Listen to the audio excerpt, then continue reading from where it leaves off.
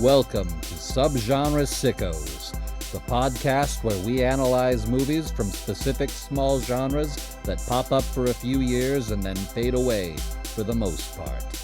We look at the signifying tropes, notable figures, what works, what doesn't work, and their enduring legacies. So join us, won't you, while we discuss the movies.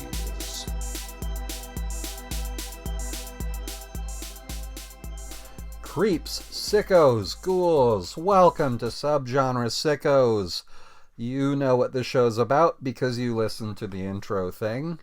And if you didn't listen to it, if you skipped it, well, I guess you're just going to be confused for the next however long we're talking. I am one of your hosts, Greg Orm, and with me, as always, is... the other host, Steve Skinner. Welcome. And here we are, talking to you about mumblecore cinema for this first, series that we're doing. This week's film is 2005's The Puffy Chair, a film by the Duplass brothers. Yeah, talking to you. We're talking to each other, talking to you, talking Puffy Chair, which is kind of like, I feel so emblematic of at least what I think of when I think of mumblecore, because for a long time I thought this was the first mumblecore movie and not Funny Haha, but I think the whole movement and just Mark Duplass being in it, he's just to me is almost like he's the male figurehead of mumblecore because he's just so present in the genre. Yeah, him and Greta Gerwig are like the parents of mumblecore. And they would both probably be furious to hear me say that. Because none of the directors saddled with this genre seem to be excited about it, as we discussed last week. I know. I mean, you make the Puffy Chair. It's... You know, if Funny Haha was Rage Against the Machine's first album, the Puffy Chair is Korn's self-titled album.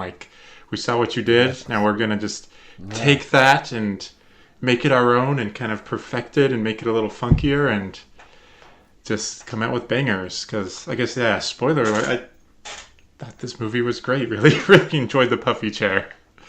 Yeah, it's a lot of fun. It's very funny. We are recording this on Discord. You guys can't see this, but for some reason I have a status set next to my little video camera thing that says that I'm doing a video chat, and the little status icon for chilling looks like the Puffy Chair from the film The Puffy Chair by the Duplass brothers. It does. It is a purple chair. Yeah. It's like the titular Puffy Chair. A chair which the characters often describe as red, which I guess is, I don't know. I don't know if that's supposed to signify that they're all colorblind or what the deal is there, because it is the purplest fucking chair that I have seen in my entire life. And I have seen all kinds of chairs. I have been to chair stores in multiple cities. You're sitting in a chair right now. I am actually not. I am in bed. With Mitch's mom. Yes. It's burgundy at best, if it's red, but very purple. You might be able to get away with calling it maroon. Yeah. But, you will get judgmental stares, because that chair is purple as shit. Very purple. Well, maybe everyone is just... It looks like Grimace was killed and stuffed, is what this chair looks like. Grimace from McDonald's. And at a certain point, dragged through the mud. I thought it was funny when they got there and the chair just looked like total shit. Yeah. Well, he has, and this is, I know it's such a fun time capsule because he has the printout from eBay that he won the bid, but he has to go physically pick it up. And then he has the MapQuest directions from New York to Atlanta, and it's just what what a time. Like, we had technology, but not good enough to take it with us. I remember probably within a year of this movie coming out, going to the mall here in Missoula, Montana, and meeting a girl that I knew from high school, kind of, with my brother, who was working at a mall kiosk.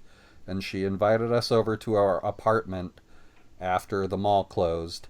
And I remember her going to the kiosk computer and printing out the MapQuest directions to her apartment and giving them to us, which were helpful. We found it right away. And I'm pretty sure that when we walked past one of the apartments with the windows open, a guy was jacking off. But that, I mean, that was 20 years ago. But it sure seemed like that was what was going on. Some extracurricular activities. Yeah. MapQuest came in clutch. But yeah, it'll lead you to a girl you kind of know's apartment and also a guy jacking off in a different apartment by an open window. Or to my sister's house for a baby blessing. All the same. Yeah. And in an adjacent house near an open window, a guy jacking off. That's just the MapQuest guarantee. No matter the destination. Yeah. It's But yeah, Puffy Chair. So who are the Duplass brothers? What is the Puffy Chair? What's going on? Who's driving? Oh my god. Mark Duplass is driving his big van. Oh my god, Mark Duplass is driving. How can that be? Yeah. So let's talk about our histories with the Puffy Chair. How did you first learn about Puffy Chair? Well, I think, what we talked about last week was I have not seen the Puffy Chair. This was my first time seeing it, but I was aware of it just kind of through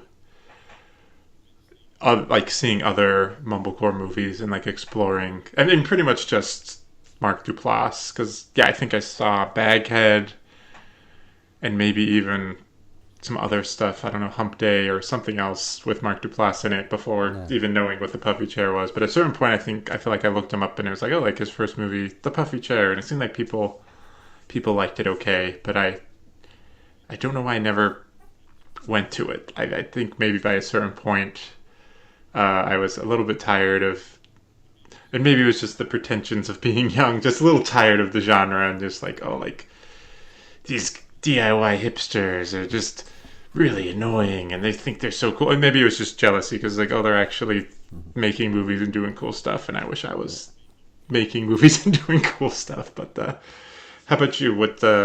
You mean you actually have to do stuff instead of just talking about it for years? Exactly. Yeah. They were doing the damn work, as they say. But how about you? What's your story? So I believe I had seen a little bit of The League, in which he and his wife, who plays his girlfriend in the Puffy Chair, were two of the 6 leads. And I didn't know what mumblecore was until I met you, and you told me about it. And so I went to my apartment and Googled, what is mumblecore movies? And this was like the first one that showed up. And it turned out it was on Amazon Prime, which I had. Or maybe I got the Netflix disc. I don't remember. This was so long ago. Either way, I had access to it. It was the first one that came up. I didn't feel like digging a whole lot further. So I watched it and thought it was funny. And I liked seeing my friends from The League. Yeah. And then I didn't watch it again until 2 days ago. And it turns out it's still really funny. I laughed a lot. I forgot how funny it was. It's very funny. There are shenanigans afoot, good bits. It's just, like, funny haha is kind of, I don't know, like the rough draft for the genre. It's a lot looser. It's a lot, I don't know if amateur is the right word, but maybe it is. Just like a little bit, like it's a movie, but like maybe it feels like a little stilted, where this kind of feels like the progression or evolution, where it's like, okay, like this has plot points. It has like the skeleton of a story. It has like propulsion and momentum in it. It's not. I mean, it's people hanging out and talking, which is all mumblecore movies, but there is at least like a little bit more They structure. have clearly defined goals and clearly defined obstacles in achieving those goals. And wouldn't you know it, a real life husband and wife have chemistry together on screen. Like that opening where they're making jokes and she says, "You want to know a secret? I brought my overnight sack." And he mishears it as, "You want to know a secret? I brought my nut sack." And then they just keep saying that and laughing. Well, I was laughing too. I thought it was funny. I brought my own nutsack. Funny line. Yeah, it's what Katie Asselton is his real life wife and the female lead of the Puffy Chair, and their relationship, like their chemistry comes through, and it felt very real. Like both like the silly fun times, and then like the arguments and the blow ups and all that stuff. It's like, oh, like this, it feels very grounded. This feels like a real relationship. It doesn't feel contrived or anything like that. And the fights don't come from like dumbass shenanigans. Like one person was maybe a little less truthful about something important. Like, it's not like a obvious communication thing that could have easily been avoided. It's just like really deep-seated character flaws that cause the blow-ups, which is a lot more realistic than like, "You didn't tell me you fucked your mom," or whatever it is that happens in comedies. That is the main conflict of most comedies is mom fucking. "She was wearing a Joker mask. I didn't know. Couldn't help myself. I had a half a beer." So I... few small beers. What's the boy to do? Yeah.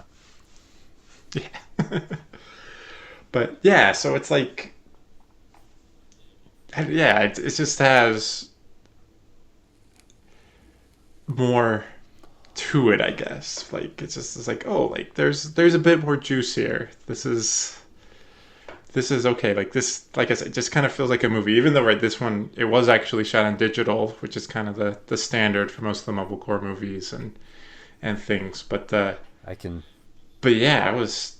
even tell you the camera that it was shot on, thanks to Wikipedia.com. Do it. Thank you, Wikipedia.com. This podcast is brought to you by Wikipedia.com. Not .org, .com, the for-profit encyclopedia. It's the exact same, but everything's behind a paywall. And for some reason I use that instead. It was shot on the Panasonic AG-DVX100, which is the same camera that was used to shoot the first 5 seasons of It's Always Sunny in Philadelphia. So really similar look. Also, it was used to shoot Angry Video Game Nerds, like almost 100 first episodes. But I've never watched that. This looks better than anything the Angry Video Game Nerd did. And it's probably... I enjoyed it more than some of his stuff. I used to be big into him, and then he got weird about the Lady Ghostbusters, and I'm like, I don't need you in my life anymore. I just found the name of the channel off-putting. I don't want somebody to yell at me about anything, especially something as trivial as video games. Like, he's gonna get so pissed that he can't make that jump in the Teenage Mutant Ninja Turtle games for the NES. Yeah. And he's right to get mad. Like, I like video games, but I don't like watching other people be mad about them. I've had roommates before. I know what that experience is. So you don't know about diarrhea dumps in your ear, or I mean, I know about anything like that? I know about diarrhea dumps, just different. I know about them from experience because I've been to a White Castle. Oh yeah.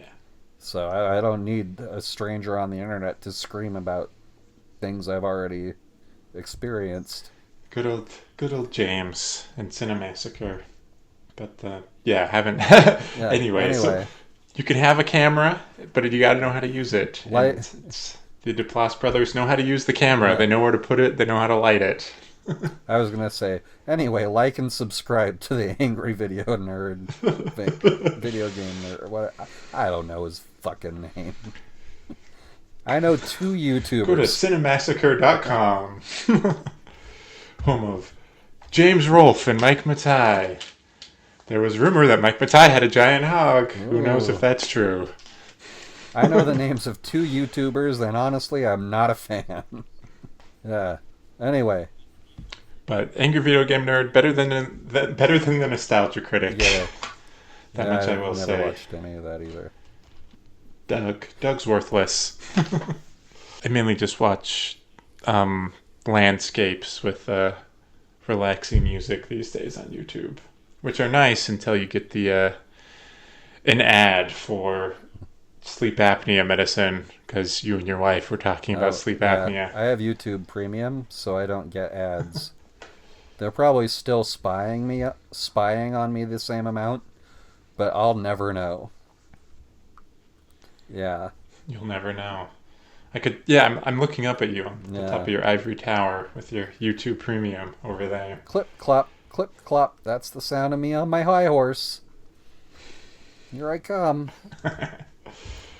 Anyway, it's nice to not know how much I'm being spied on by an app I use all the time, is what I'm saying. Yeah. Ignorance is bliss. That Cypher was right on that one. I don't want to know what they know about me. I just assume they know it all and then just carry on as if nothing has changed. Yeah, like if I were to unsubscribe now, I would probably get ads for toilet paper and White Castle. So, I'm not doing that. This podcast brought to you by toilet paper and White Castle. For when you have that diarrhea dump after you enjoy your delicious White Castle meal, use toilet paper. Delicious is in air quotes. Are you drunk and looking to make a bad choice? Look up to see if there's a White Castle in your area. I've never had a good experience there.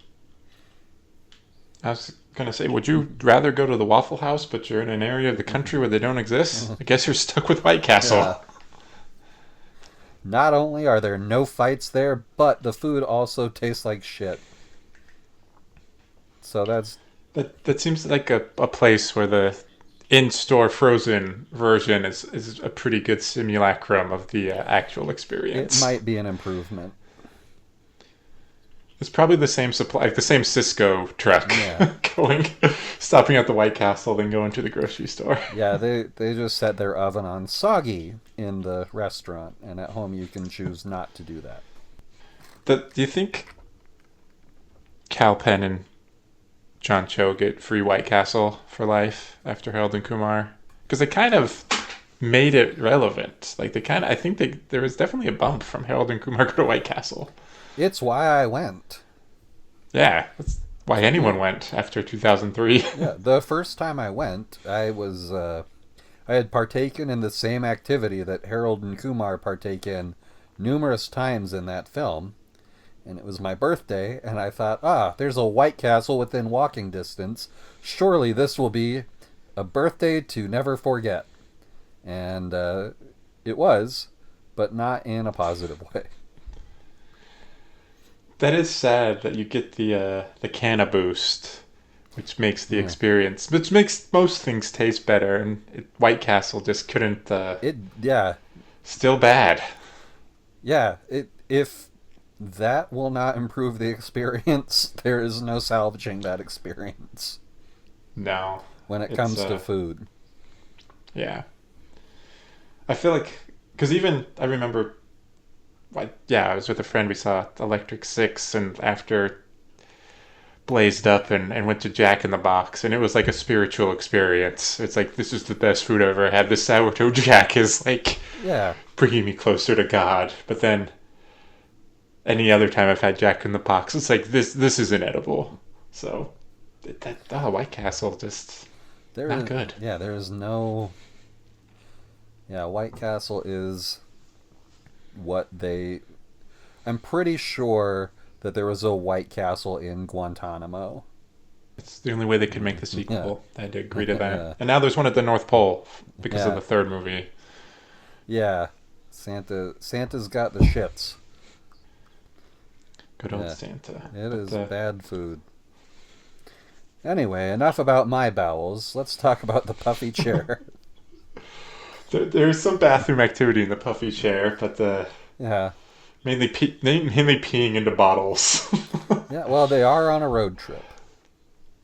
They're on a road trip where one might stop at a White Castle, but doesn't seem like there are any. But I guess, yeah, maybe let's get the context around the Duplass brothers Yes. and this movie and how it came to exist and how it's kind of part of the Mumblecore Avengers. This is like the second entry of the Mumblecore extended universe. Like I know So, yeah. I know that The Incredible Hulk is technically the second MCU movie, but this is more akin to a Captain America the First Avengers of the Mumblecore movement.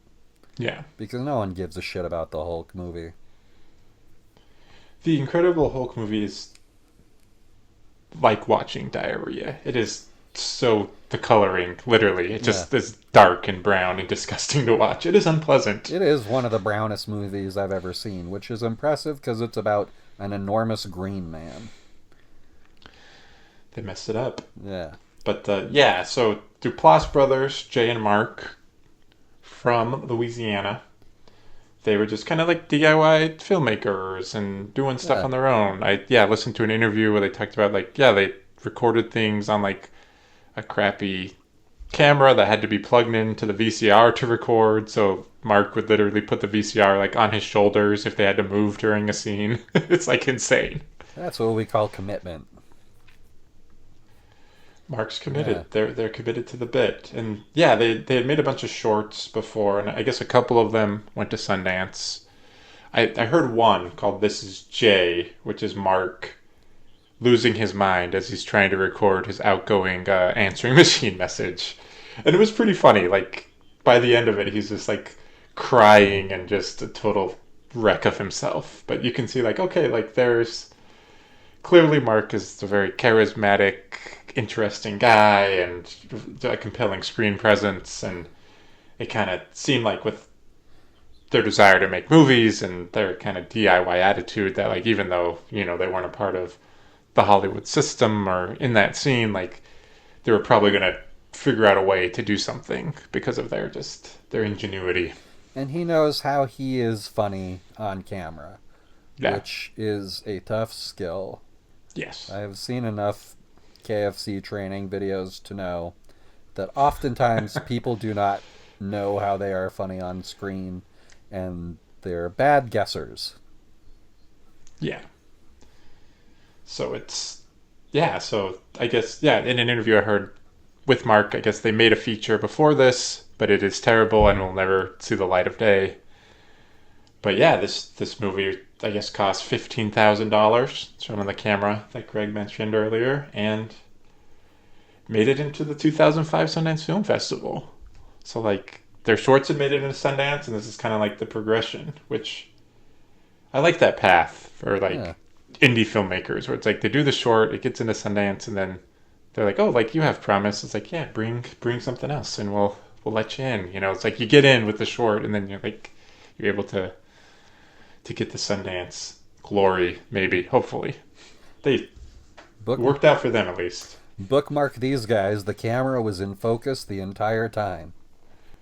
A surprisingly tall order for some independent movies. For real.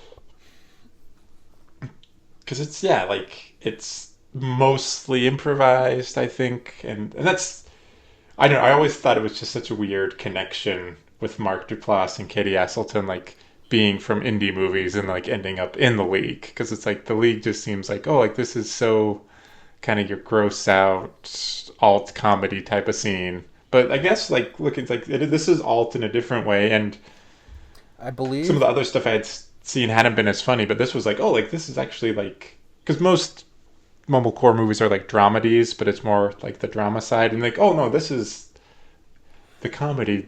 It is very strong in this movie. The other ones are closer to like cringe comedy if they're funny at all. Yeah. But this has got like solid jokes. I mean, I think The Yeah. League was. I could be completely wrong on this. I'm sure someone will let me know. I'm pretty sure that show was mostly improvised too, kind of like Curb Your Enthusiasm.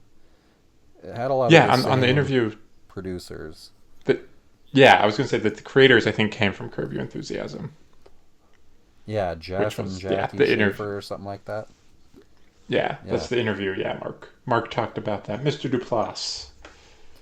But yeah, but I guess what like the interesting trajectory isn't this movie getting into Sundance, but it got into South by Southwest in 2005, which is kind of like this meeting of the mumblecore minds because Andrew Bujalski's second movie also got in, Mutual Appreciation, and then Joe Swanberg's Kissing on the Mouth got in, and these are kind of like the three guys, the three Yeah. or entities of mumblecore, and then they all got together and did Hannah Takes the Stairs together. So it's kind of like, I don't know, kind of this interesting meeting of the minds.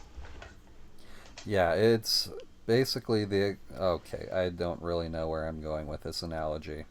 I didn't want to do another MCU thing, Just but I didn't have the a, mumblecore cinematic universe. I had like a. I did not have a clear path. I was trying to think of like three influential geniuses coming together, and I came up with the Nuremberg trials, which is not that. Elon Musk, Peter Thiel, Jeff, and Saddam Hussein, yeah, and Jeff Epstein. it's like that, but with video cameras. Like that with video cameras, but I do want to. Yeah. I do want to read something about the 2005 South by Southwest Film Festival from mumblecore.info. So there is like a site dedicated to mumblecore. Yes.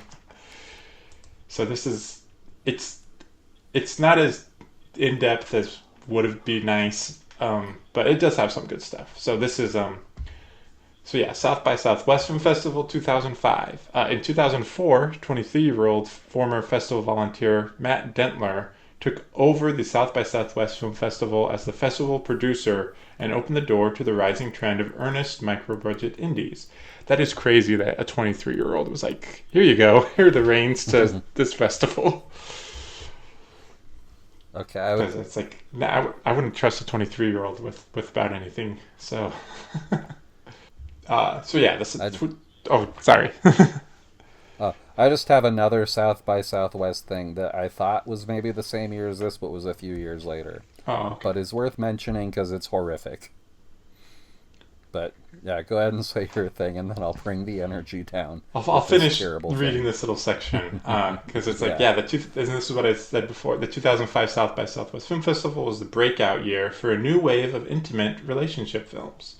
Joe Swanberg's Kissing on the Mouth, Mark and J. Duplass's The Puffy Chair, and Andrew Bujalski's funny ha-ha follow-up Mutual Appreciation.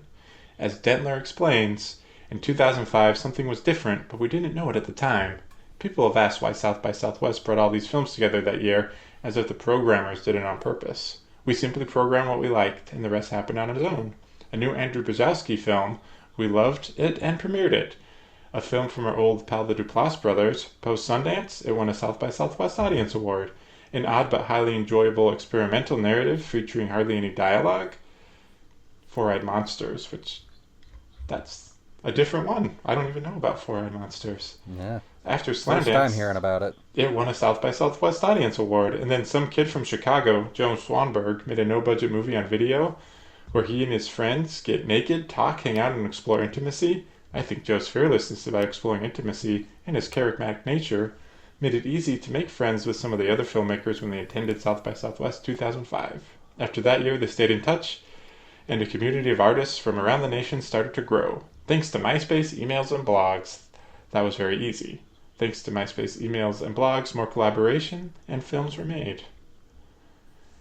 Add Swanberg, so Joe Swanberg given props Matt Dentler is directly responsible for the success that I have had in my career. If you remove him from the equation of my life, I am still making films right now, but nobody has heard of them, and I am working a 9-to-5 job to pay the bills. It's actually scary for me to imagine how different my life would be right now had Matt not programmed Kissing on the Mouth in 2005. I met so many of my future friends and collaborators at the festival that year, and it lit a fire in me that is still there. I am forever indebted to him for taking a risk and showing my first film. It changed my life. Oh man, this thing that I'm looking at got darker when I saw the poll at the bottom. Oh no. So there you go. This is the Mumblecore Nexus 2005, headlined by the Puffy Chair. But what was the bummer South by Southwest story you wanted to share? This is 7 years later, and it is at South by Southwest, while Mumblecore still exists, and perhaps some of these filmmakers even had films at the festival this year, but South by Southwest turned 13 homeless men into Wi-Fi hotspots. I remember that. I remember hearing that. Oh gosh. And they had t-shirts that said, like, I'm so-and-so, and I'm a Wi-Fi hotspot. And it seems a little exploitative and dehumanizing to me. It doesn't say anything about if any of these men were paid. I would really hope so, because Jesus Christ, South by Southwest.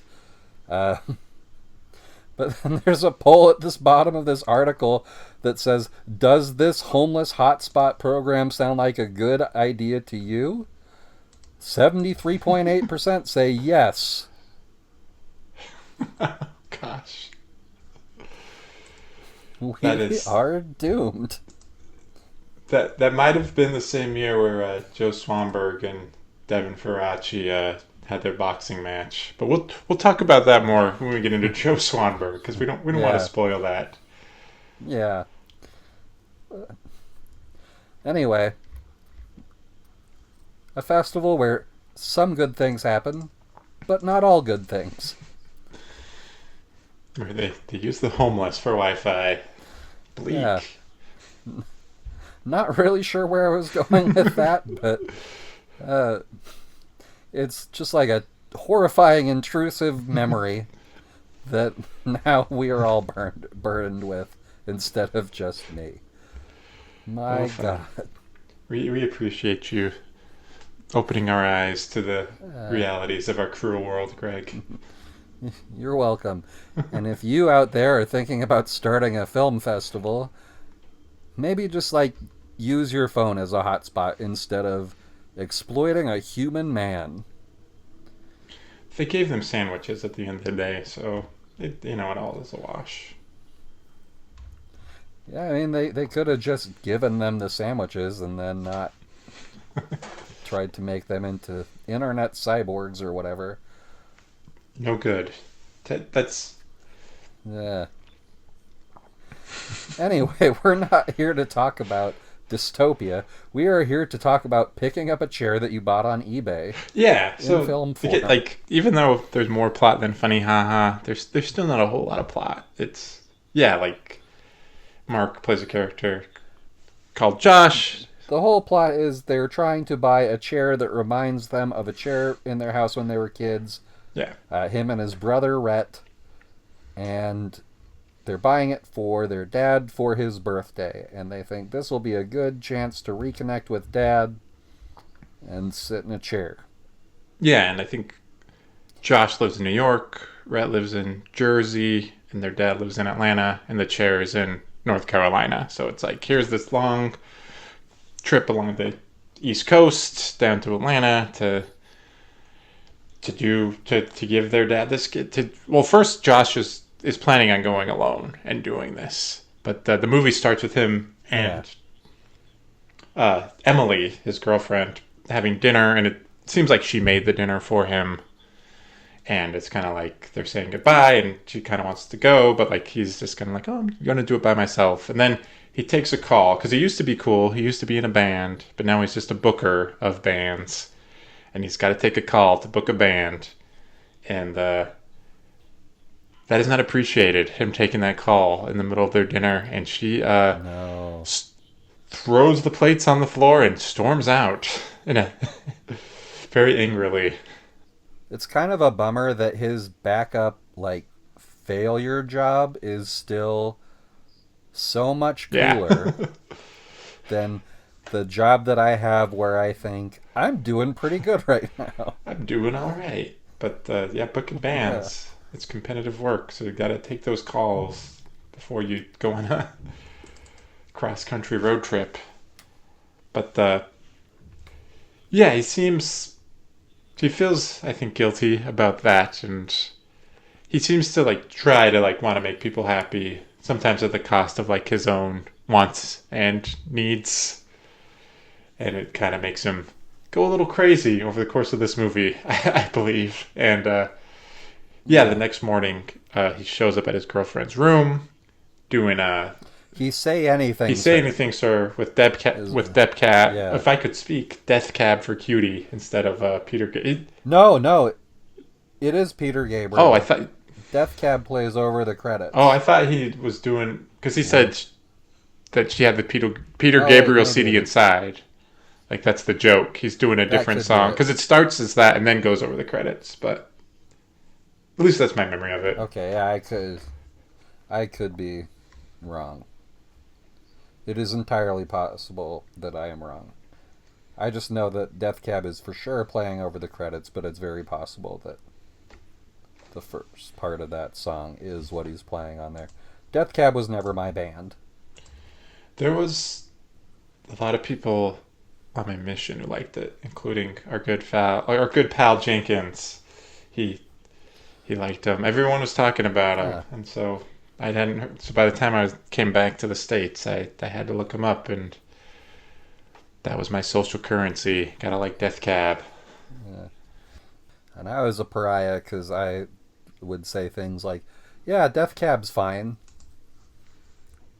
Which is, yeah, I'm that's not what you wanted to be yeah. saying if you wanted a date in 2007 No, with the girl with the thick glasses. exactly. I think I was always more into the postal service, so that's where I go. Same, yeah.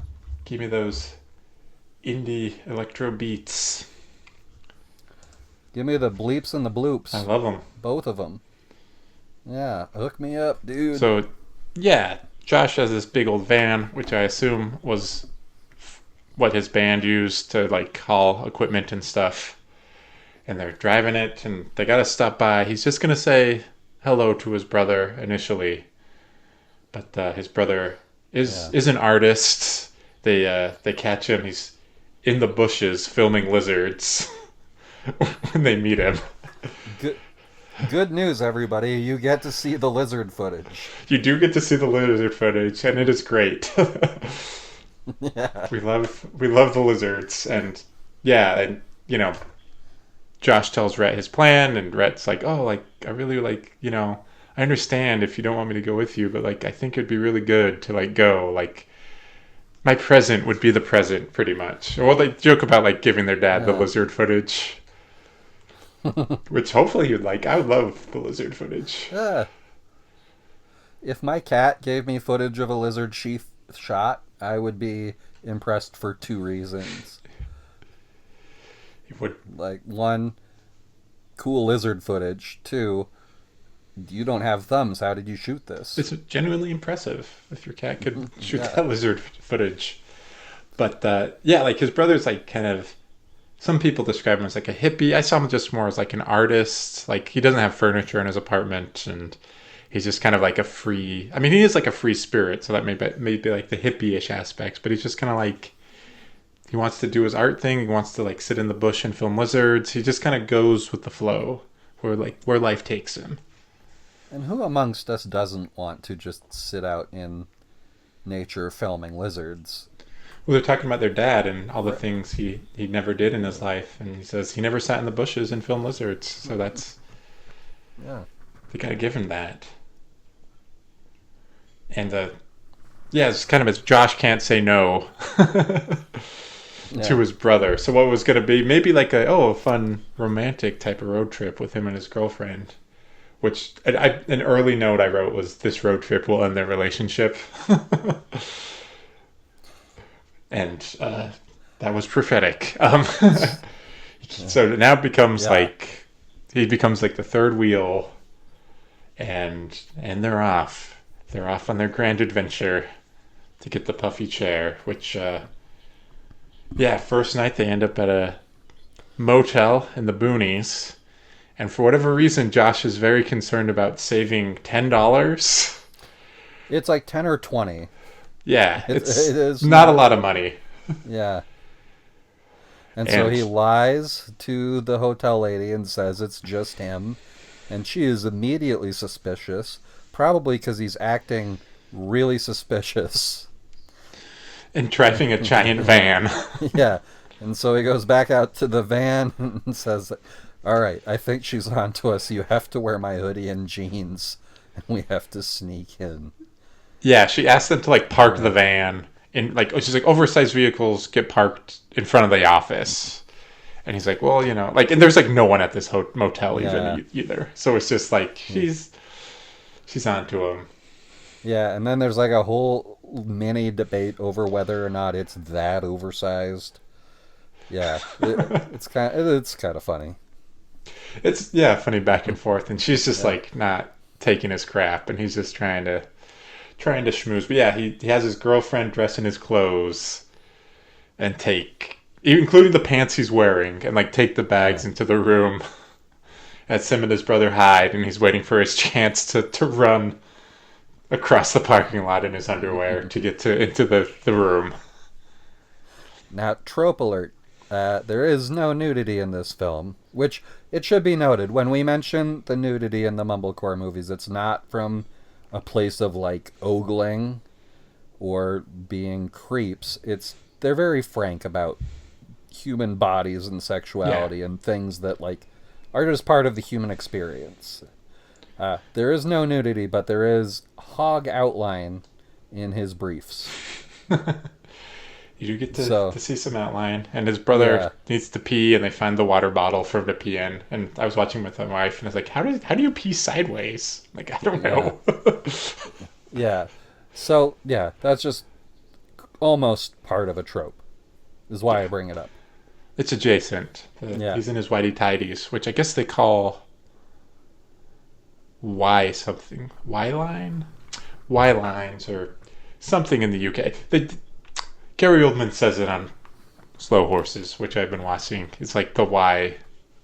I don't know. What do you call it? Anyways, probably shouldn't have even brought it up, but here we go. That's the nature. This is like Mumblecore. This is real life, We're being frank. We're being honest. And we're using filler words. We're using so many filler words. They don't really do a ton in this one. Because the acting is much better than in a lot of the other Mumblecore movies I've seen, including Funny Ha. It's like, oh, these people are like... They still have amateurs, but it does feel a bit more engaging, a little less stiff. Some of them went to acting school. Yeah. But even like the lady at the motel or some of the other random guys that show up, and they don't have to do a lot, which is nice, but they're able to do the one thing they need to do. I looked up the motel lady, and she was like a theater actor forever. Oh, really? A handful of credits. So that's why she's good, because she's pretty experienced. Because I'm thinking of the chair guy and the upholstery guy. Because, I don't know, that chair guy in his shorts. I was loving those shorts. But, yeah, it seems like minutes after he gets to the room, there's a knock on the door, and it's the motel owner and his brother. He's like, she shined a light in the van and saw him, and she's trying to kick him out. Sadistically made him knock on the door to trick them into opening it, which I thought was a really funny detail. I don't know if that actually happened, but that's what he claimed happened. Yeah. She's conniving. I mean, she's a motel owner. It's like, you gotta be tough. Yeah. There's all sorts of weirdos coming through.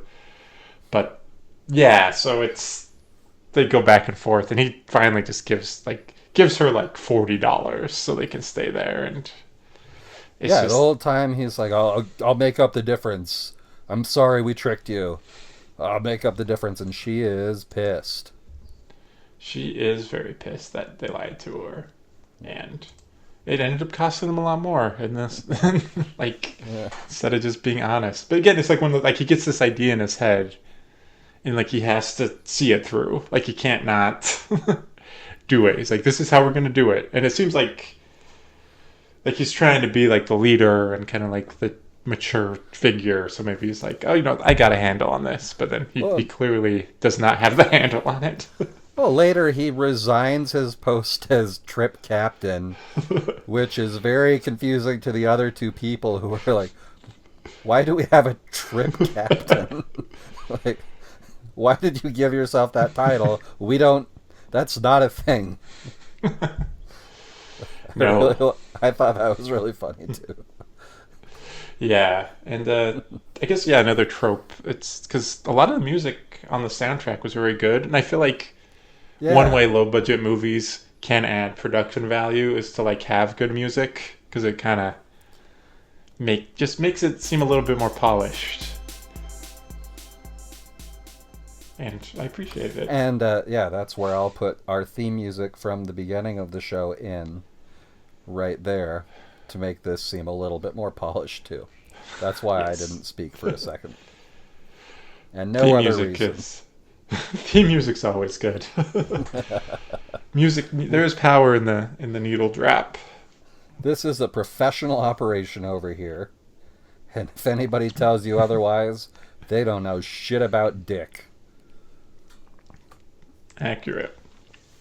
Anyway, So they end up going to the place with the chair. It's kind of like this furniture warehouse. Old guy with shorts and chicken legs. Love the shorts. Got a vibe. two like immigrants from Honduras like hauling furniture around that they Yeah. talk to for a minute. And they see the chair, and it is in bad shape. It is like described before, as if Grimace had been beaten and dragged through the dirt. Yeah. Yeah, like the chair when it looks nice looks like they took care of the body afterwards, but when they first find the chair, it looks like it was a mob hit gone real sour before he got Yeah, turned and into the chair. he has like the eBay printout, and it looks pristine on the eBay printout. Yeah. So it's like, oh, this guy kind of like scamming him or whatever. And he's like trying to go back and forth and talk with him. And there's like another customer. So Yeah. Josh has girlfriend and brother leave, and it's like, I'm going to take care of him. I'm going to talk to him. And at first I thought, like, because he comes back and it's like, I convinced him to like go get it reupholstered. And like, because Josh had like lied about a couple things. Like, is he just like, at first I thought he was lying about that, but it turns out like it did go to the upholsterer, but maybe like the circumstances are a little different than he explained. But I don't know. It's also possible the shorts guy lied to him about it happening Mm-hmm. overnight, like he lied about it being in good condition. Yeah. Like, it is very possible that both of them are lying in this situation based off of what we know. They could all be liars, But- so now but you it's- kind of get the yeah. He the way he does, he takes the guy outside, and the guy's like, "Are you gonna hit me?" And he just like doesn't say. He just stares him down while the guy just like kind of keeps talking, and then he goes back to the van. And he's like, "Yeah, they're gonna reupholster the chair." Yeah. It's like, what happened out there? But also, like, what Unclear. happened to the chair between the time that the photo was taken and the time that they arrived at the place? Like, Yeah, what? it's like it's thrashed and gross. It is bad. It's in bad fucked shape. up. It's like I would burn the chair. Gotta burn the chair. Yeah. And I guess some other kind of small things, relationship-wise, between Josh and Emily that have come up is like, at one point, I think like she asked him like, because they're saying I love you or whatever, and she asked him like, oh, like, what do you love about me? And he just like will not answer. He's just like, listen, it's like it's late at night, like you're not supposed to have this, not gonna have this conversation, and like it does, I love you, like it doesn't. What does it matter? And so there's between the fight in the beginning and some of these kind of little things, it's like, okay, like there's something. He may not be fully committal to this relationship. Their relationship is almost as if it were a puffy chair in itself, and at the beginning you're presented with a nice, pristine image of a chair. But Oh. as you see it throughout, it looks more and more not pristine, we'll say. Get to see it for what it is. Because I was seeing the puffy chairs between him and his brother. The But puffy between him chair and the encompasses girlfriend, all. I guess it does encompass all relationships in the movie and all Who the amongst dynamics. us is not a puffy chair? We're all it's a good puffy chair, you know. Did your family have like a recliner growing up? No, we had a big blue sectional couch Hmm. that was not super comfortable, but not super uncomfortable either. It was fine. All right. We had a recliner for a little bit. That was like quote unquote my dad's, but we would all use it. But at a certain point, but we also had like chairs that also reclined and went back and stuff too. So everyone could put their legs up. We were an equal legs up opportunity household. That's really progressive. Yeah, everyone should be able to kick back, you know, not just dad at the end of a long day. We all want to sit back Yeah. and relax while watching the TV. But yeah, so they're like stuck in this town, which it seems like that's kind of a trope of like the road trip movie where it's like, okay, it's like you're going, something happens, there's an obstacle, and you get stuck in a place you didn't anticipate getting stuck in. I think the best example of this is the classic 90s movie Cold as Ice featuring Vanilla Ice, Cool as where him and his ice. buds get stuck in a town. Hey, dump the zero. Get with the hero. Yeah, That was that's a good movie. it is a great movie. Is that Mumblecore? We should cover that. Not mumblecore, but there is because in the early '90s there was also an MC Hammer movie called Hammer Don't Hurt 'Em. And also House Party with Kid and Play. So we could do a early '90s We could rap late 80s. vehicles, late '80s, early '90s musician vehicles. Because we gotta get Crush Groove and Disorderlies starring the Fat Boys in there too. We'll do some more research. We'll Yeah. get back to you, loyal listeners, about Yeah. our future 2030 series on On featuring Cool as Ice and Hammer Don't Hurt 'Em. And At the very Disorderlies least. starring the Fat Boys. If we do that series, I'm putting my foot down right now. We are covering Disorderlies starring the Fat Boys. I'm excited to watch it in 2030. I've never seen it. I've seen the other ones. I have not seen Disorderlies. Should be good. But If it's but anything yeah, they're like the other ones. I mean, House Hammer Party Don't Hurt 'Em. rules. I guess you haven't seen Hammer Don't Hurt 'Em. I haven't seen that one, but I've seen House Party a lot of times. And it's great. House Party, early Sundance movie. Hey, they were on top of things. They knew. Yeah. I guess, would we watch Purple Rain? Watch it anyway. It's a great movie. I love Purple Rain so much. Oh, so here's the synopsis for We go to, Hammer Don't Hurt 'Em. Please, Hammer Don't Hurt 'Em. The movie. MC Hammer returns to his hometown and, with the help of some funky tunes, defeats a drug lord who is using kids to traffic his stuff. so yes, we might have to fast track this series. It's directed by Rupert After- Wainwright. Yeah, we are fast tracking this series. It is our next one after Mumblecore. You heard it here first. Rupert Wainwright, director of Blank Check. Yeah, we are doing a hip hop series, and I am very excited I about thought it. we were going to be talking Tarantino ripoffs, but that is on the back burner. There's not a lot of these. Right, yeah. We won't be kicking that can that No. far down the road. So not 2030, 2026. Yeah. More news coming. Yeah. Anyway, so while the chair is being reupholstered, they go to an indie theater, which is not playing Disorderlies starring the Fat Boys. No. It is playing something that I could not put my finger on, that I initially thought looked like Down by Law by Jim Jarmusch, but is not that.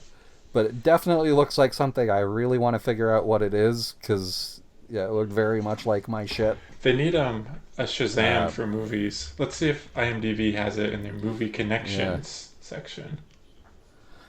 Yeah, a Shazam for movies that people are watching in different movies. Yeah.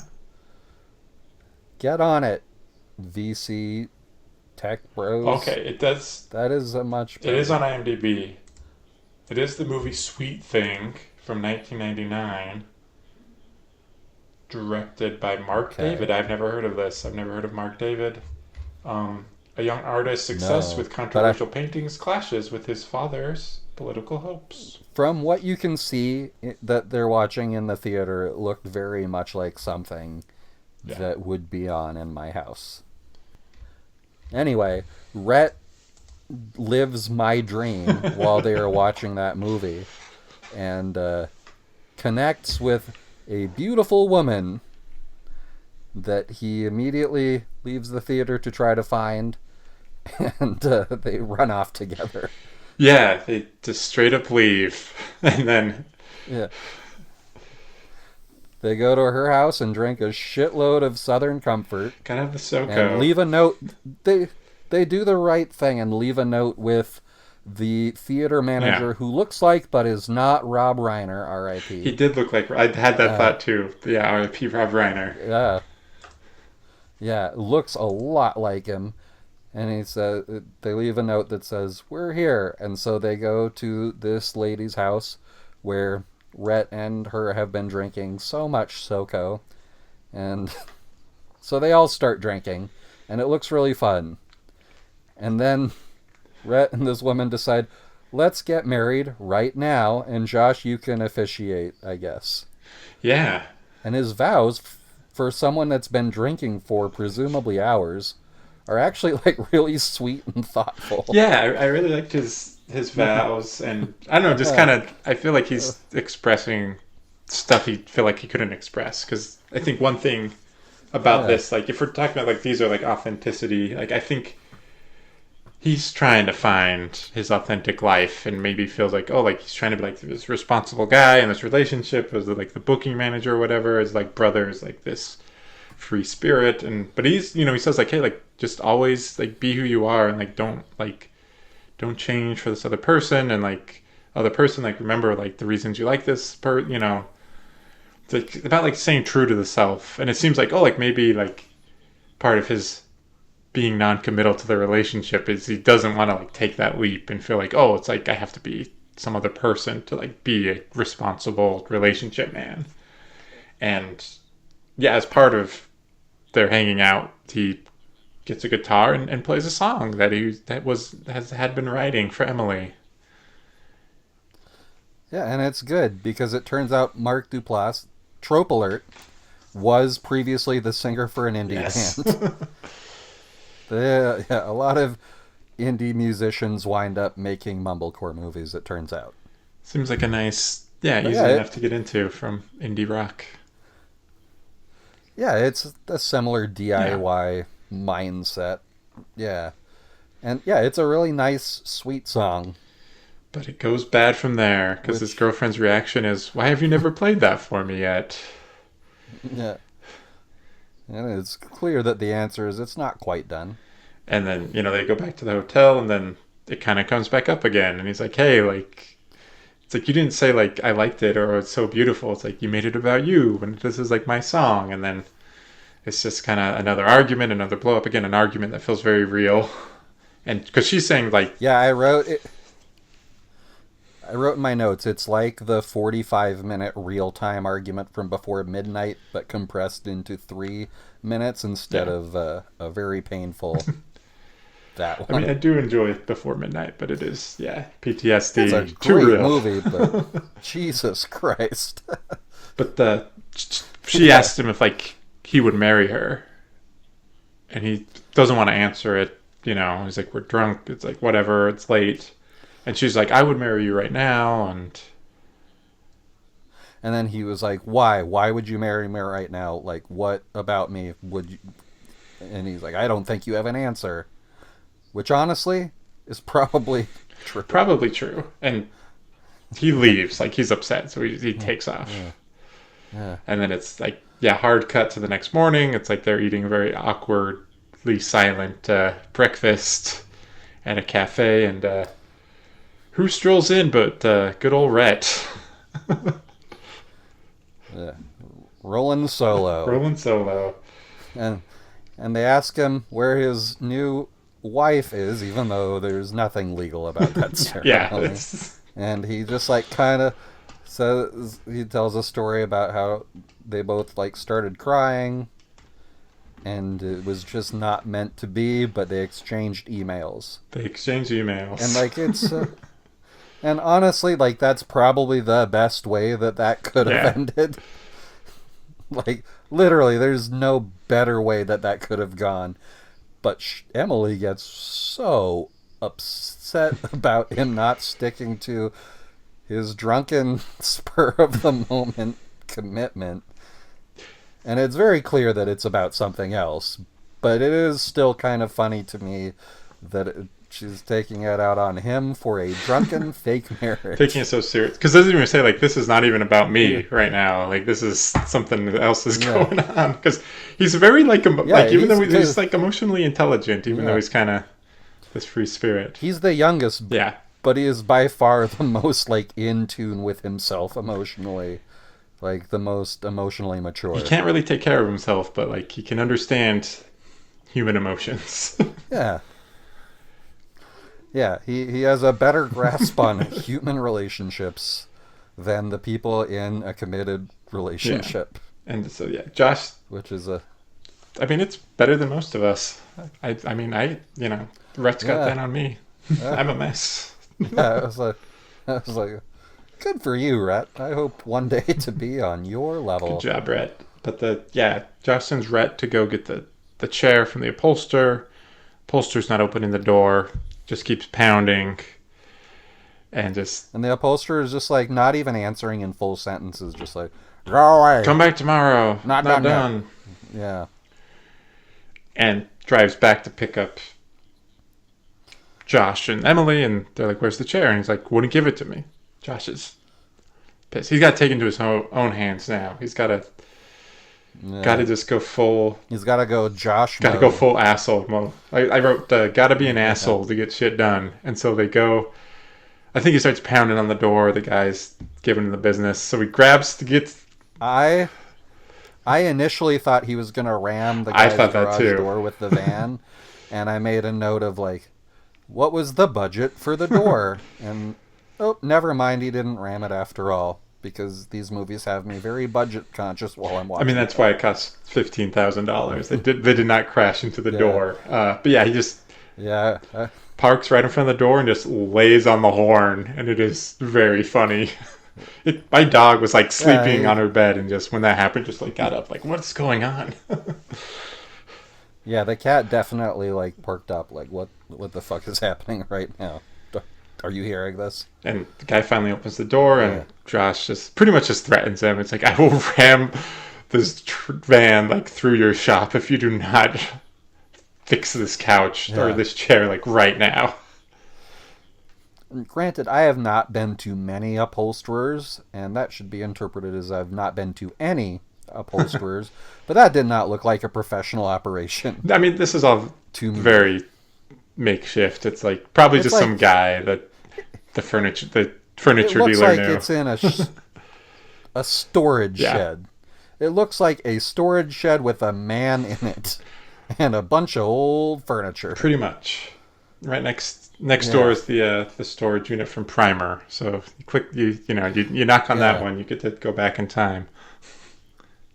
There was a part of me when he threatened to drive the van through the guy's shop that was like, would the guy notice? Maybe not. Would it look different? Maybe not. Like, would it be less messy if he drove the van through here? Yeah. But anyway, he threatens him. And he says, I am going to sit in this van and watch you fix that chair, or I am going to drive the van through your shop. And the guy goes, okay. It works. And, gotta be an asshole to survive in this world. Rhett is strapped into the chair inside the van, which is a fun image. And he starts talking. He goes off on how the chair is infecting the trip, and the chair is bad news, and there's an infestation from the chair in the vibes of the trip. The chair has bad vibes. Yeah. And he wants just to get out, but his brother is like, if I let you out, like, in the middle of nowhere, it's like, you won't survive, which is probably true. Yeah. Well, he could find another beautiful woman to cry with for a night. But just, like, live his life on the rails that way. Yeah. And, yeah, so they hole up in another motel for the night, and it seems like they learned their lesson at this one and paid full the price. full 3-person price. But then Rhett takes the chair out and lights it on fire. Spoilers for this plot-line movie. This is the main plot that happens. My note says Rhett is the most emotionally mature person on this trip, and then I wrote this before he set a chair on fire. But even with that, it's probably still true. I mean, right? Yeah, I mean, he's not wrong about like just the obsession with the chair and the mission and all that stuff. Just kind of brought the vibes down, made it a lot harder than it needed to be. And yeah, Josh runs down, tries to tackle him, ends up like breaking his arm. Yeah. And yeah, like the hotel manager comes out with like a crappy fire extinguisher and puts it out. No one gets hurt. But it's just besides the arm breaking. Besides, I mean, I guess, yeah, someone does get hurt, but no one gets burnt, I guess. Yeah. And it's kind of like this, everything just kind of blows up. Yeah. It goes up in smoke. Much like the Grimace chair. And then, yeah, they make it home and, you know, hang out with their parents. It seems like their parents are just happy to see him. I guess that is Mark Duplass's real life parents. Yeah, it's his real. Because the mom does look a lot like him, so I was like, this has to be. But also looks like too young to be his mom. Yeah. Like, good for her, is I think what my notes say. Yeah. And, him and Emily, like, go for this walk in the park and break up, which is probably what they should have done before the trip. But it does seem like in real life and in movies, road trips are like relationship deal breakers. They're real tests. You either come out of it engaged or broken up. not together anymore. And then, yeah. And hopefully still alive. And then it just kind of, scene ends, the movie ends. And maybe that's like another trope where it's like, there's not any real kind of like fade out resolution. It's all just like, here's like a normal-ish scene and then movie over. Like, yeah, and it's nice that it's not like a big blow-up fight when they break up. It's just a mutual understanding that this is maybe not great. Yeah, I think, they both finally realize it's like, oh yeah, it's like this is just kind of not really serving us anymore. This relationship's not whatever we got into it, like however we came into it is like not how we're at in this moment, and so it needs to end. Again, I was drawing the parallels to the Puffy Chair. You got to blow it up. You got to burn the chair down. Sometimes the relationship has to end. Yeah. To move forward. Yeah, it does. It does leave us with one big unanswered question, which is, what's that drive back to New York going to be like? I think she probably has a job that pays money and will fly back. And then it will just be Rhett and Josh. Yeah, one would hope. Because otherwise, that's a long drive. Too long. Yeah, it's very uncomfortable. But finally, I feel like Josh is lying or not being fully, or withholding at the very least information, and finally is able to break up and just kind of go on to the next thing. Because I don't know if it's like explicitly text in the movie, but I kind of my subtext that I was like getting from it was almost the idea of like, oh, like he was in the band because he talks with his brother about like the band breaking up, and I'm like, was like, did he sacrifice the band like for the sake of the relationship, or like what exactly happened there? And there's like a weird lingering feeling like, oh, I can't be true to myself. I was doing this authentic thing that I had to sacrifice for this other thing that I thought I liked, this relationship, but it turns out like I needed that other part of me to be happy. Like this relationship's not like filling that part of my life or his life. It has nice moments like when one or the other brings their nutsack with Yeah. them. But then it has other less nice moments, like it's seemingly every other conversation. Gets tough. Yeah, like because yeah, it's like you said, it's a test of the relationship, and Yeah.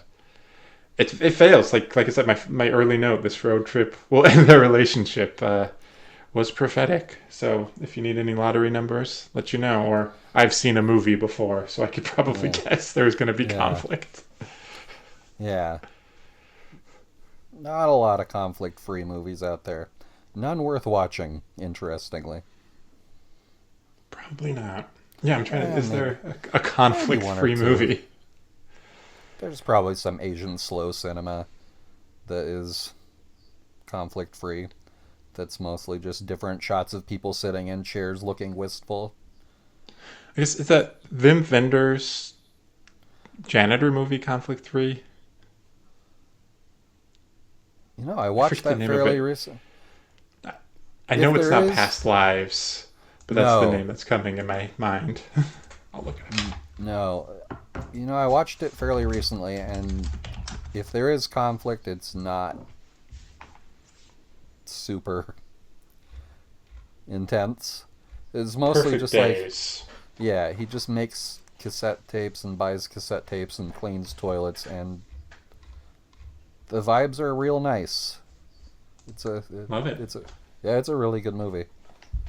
Unlike the Puffy Chair, good vibes. The chair itself, Yeah, the movie the has movie, yeah, is a good watch. It's a good hang, and that's I yeah, mean, kind of ultimately like enjoying these movies. I mean, because they are trying to like create this very grounded, realistic film that's pretty much just people hanging out. So it's like if you don't like the people, if you're not able to kind of get on their level, it's like a lot of these mumblecore movies probably not going to be that enjoyable. yeah. And spoiler alert for some of these others, some of which I like quite a bit. You're not gonna like these people. No, and Yeah, even a right, like lot. Yeah, a funny lot of them haha, where don't. it's A lot of them also don't have like as successful of humor as this one does to right, break up yeah, that unlikable. Some of them just like really revel in how toxic the relationships are, which is interesting to me. But I can see how someone would be very off-put. yeah. I feel like the Joe Swanberg movies I've seen are more in that varietal, which Yeah, is why we don't have a lot on our list. I mean, he might be the most prolific of the mumblecore filmmakers. It seemed like he was making a movie every year. Not on the Takashi Miike level, but but like sometimes like two or three a year. He made a lot yeah. in a short period of time. I don't know if he's still going. I kind of I never really paid that much attention to his work outside of a handful of them. I'll say the high point is him getting killed in your next. Which, spoiler for a future episode, but Spoiler for Mumble Gore. yeah. But please watch your next. Oh, it's, it's it's phenomenal. it's so good. I love it so much. I'm looking him up to see which. I mean, he has 35 director credits on IMDb, so that's Yeah, and that's over like 20 years. That's pretty yeah, insane. it's a lot. But yeah, I mean, a lot of nights, and we're going to be I think just talking. Hannah Well, takes the stairs, nights and weekends, and drinking drinking buddies. buddies. Yeah, Yeah, because that's like one where he gets actual Hollywood stars to be in a mumblecore. yeah. Because that's kind of the trajectory. It's like the beginning is like you got your Gerwigs, you got your Duplass, you got your Pajowskis, your Swanbergs, and they're kind of acting, doing everything, and And then just like kind of whoever's closest is also in the movie. Hey, I'm roommates with the band Bishop Allen. Be in our movie, you know. So, we're just inventing OK Cupid over here. I'm sure we've got time to squeeze that in. We've got a bit of time, but but then it seemed like like after a few years of this movement, that's when it kind of like levels up to the next level of indie movie, where it's like instead of being micro budget, it goes to small budget. Yeah. And then you get people like Olivia Wilde and Anna Kendrick and Jake Johnson popping up, often as leads. And it becomes a whole legitimate enterprise, as it were.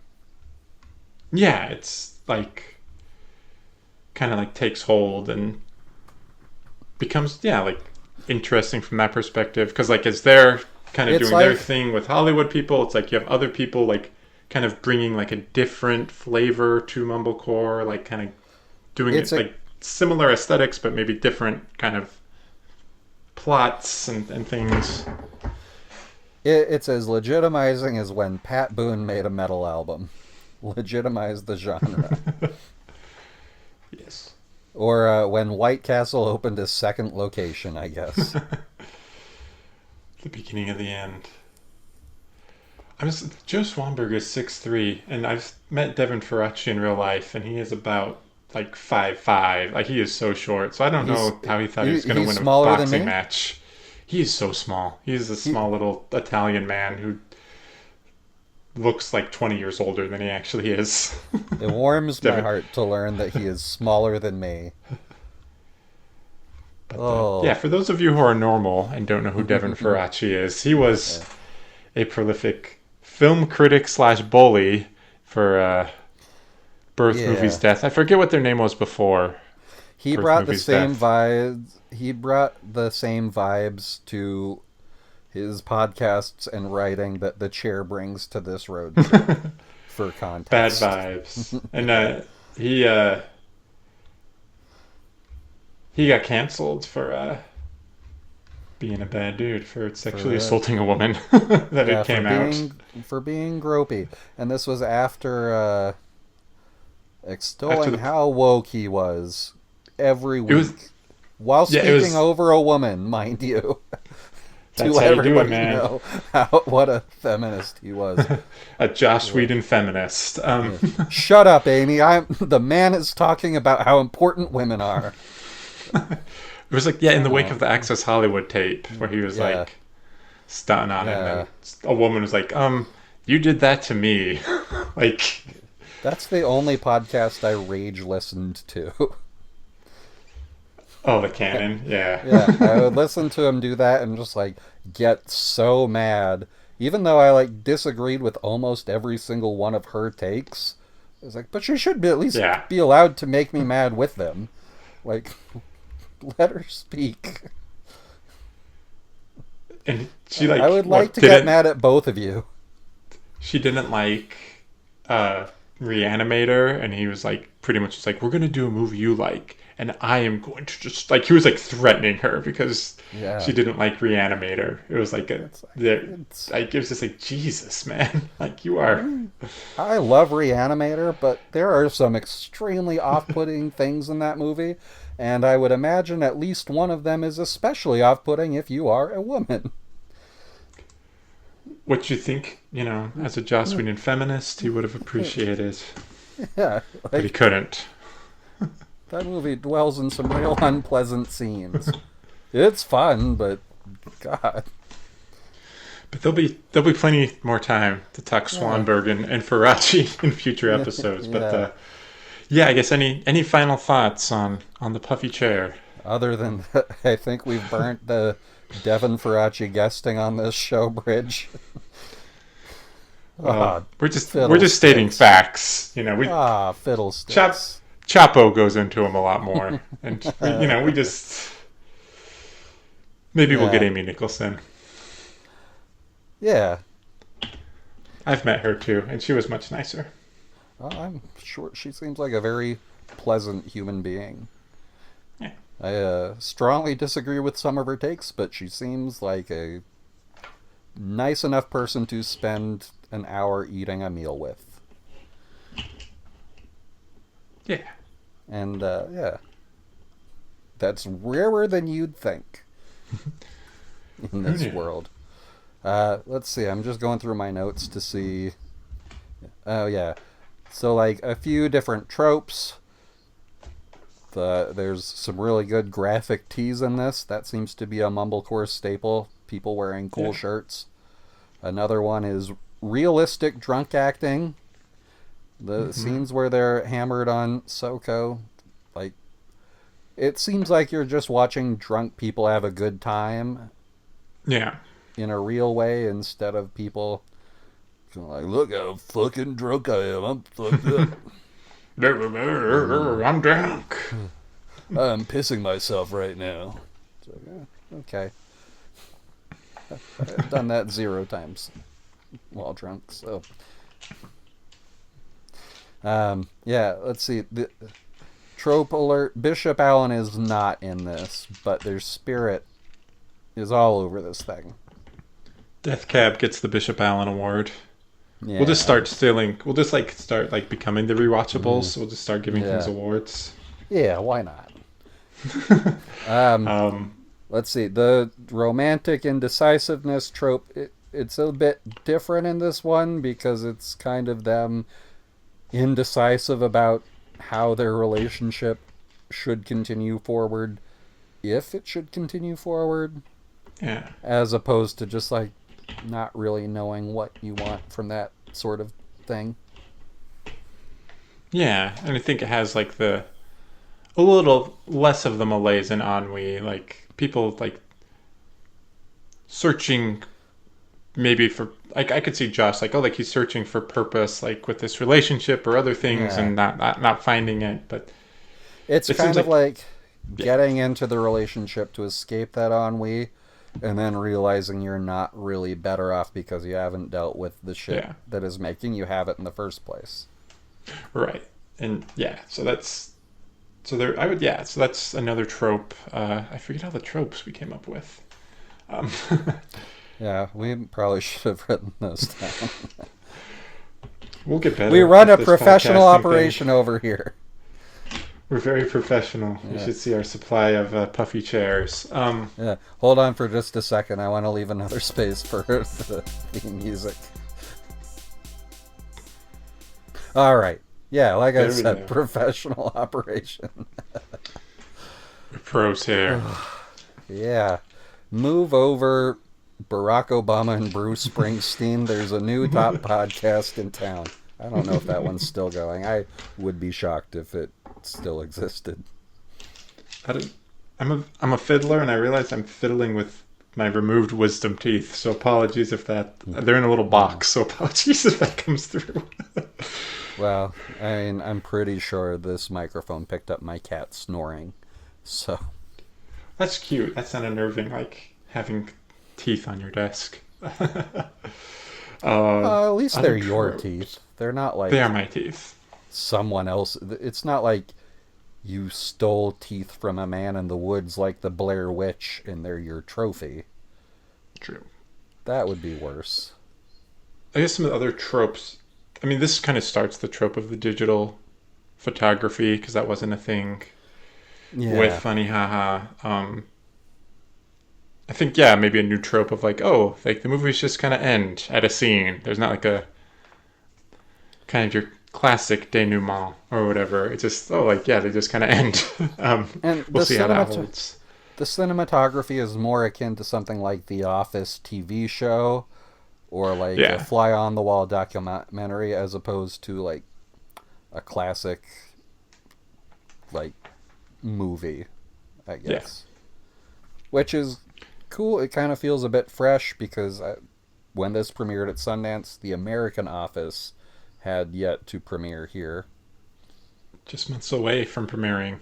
Yeah. Yeah, and it's shot well. Like, it has the handheld home video aesthetic without being, like, shaky cam. Because, again, my memory is like some Yeah. of these were just almost like a shaky cam, like hard to watch. And this is like, oh, this is.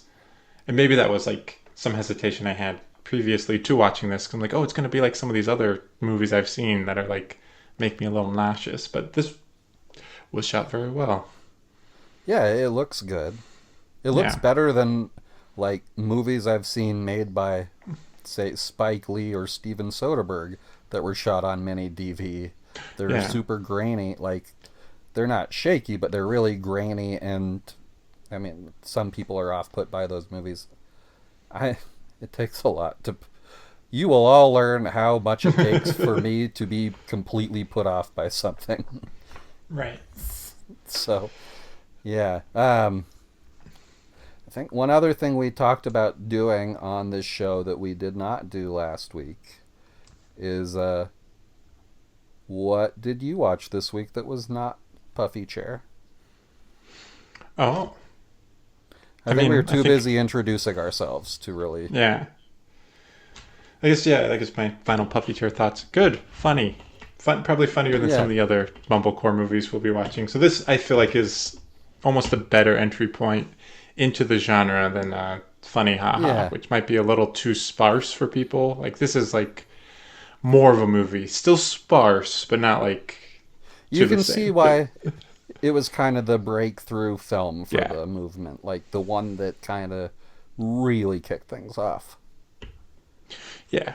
And it's, like, Like- I had a great time. I really enjoyed it. Yeah, Funny Haha was the seed, this was the flower. That's a better analogy than new metal or Marvel. I'm a poet. And and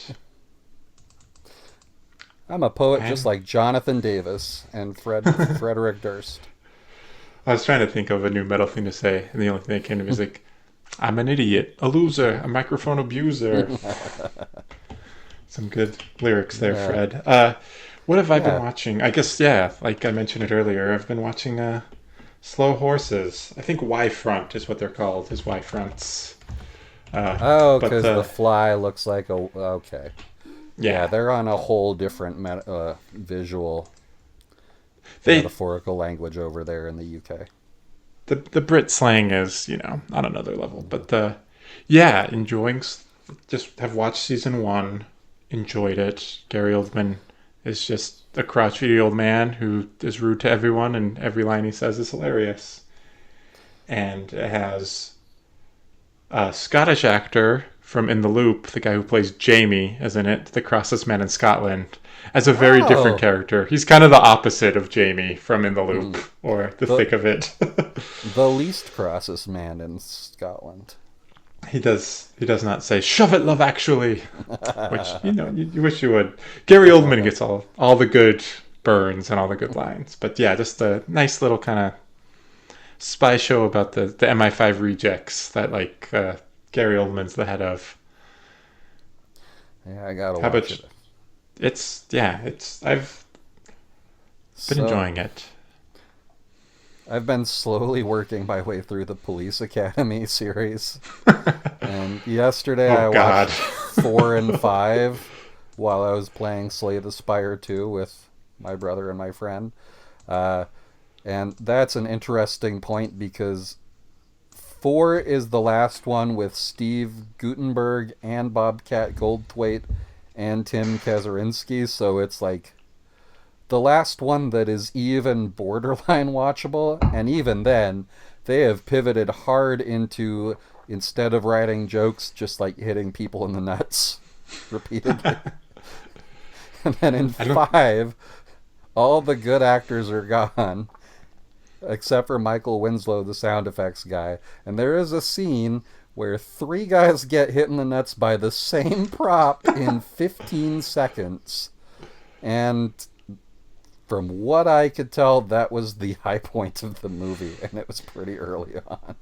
Just 3 guys get hit by a guy carrying a golf bag and isn't paying attention to where it's swinging. They all get hit in the nuts. And it's not even like in unique ways. It's like kind of the same way, but it keeps happening. And you're like, oh,